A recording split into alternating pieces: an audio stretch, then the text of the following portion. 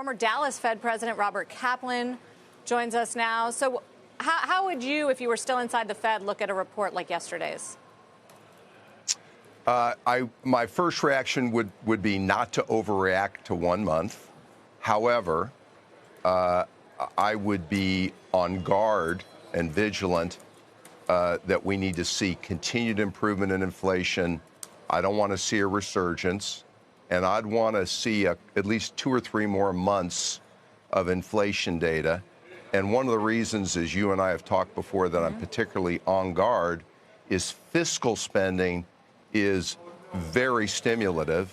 Inflation Reduction Act projects, Infrastructure Act projects, unspent ARPA money. So I'd be very focused on service sector inflation.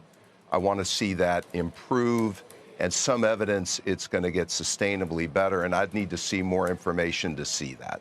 You have been more vocal on this point than anyone I know. And it's interesting that the Fed, I mean, I get they don't want to talk about fiscal policy, but has been pretty dismissive of the idea that the fiscal impulse is still boosting the economy and potentially boosting inflation. How does it work? Where do you see it show up in the data?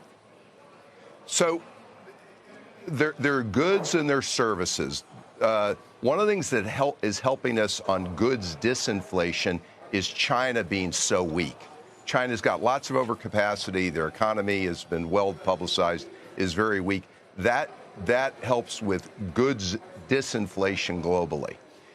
The part on services that's trickier is if you've got billions and tens, hundreds of billions of dollars being spent on new battery plants, infrastructure projects. You still got the unspent ARPA money.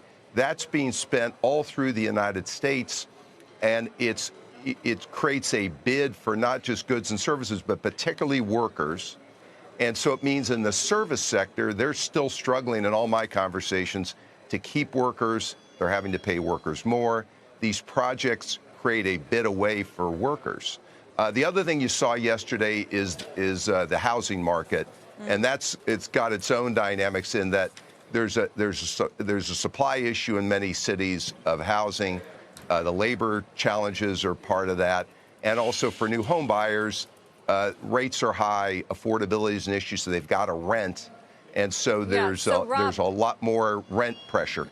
So should they not be thinking about or talking about rate cuts at this point, with the economy doing so well and inflation not back down to 2%? Well, I think they're now probably in the right spot. I'd say in December, after the meeting, there was too much optimism. They've walked it back. You got to remember the December SEP, Summary of Economic Projections, said 3. That might still not be a bad estimate. I just think because of the fiscal stimulus, the starting point may be later than people expected, i.e. June is still a possibility. And they're certainly going to do fewer, I would think, than the market was anticipating. But the December SEP may turn out to be probably right in the strike zone, very possibly. But it's still, even on that, it's too soon to say.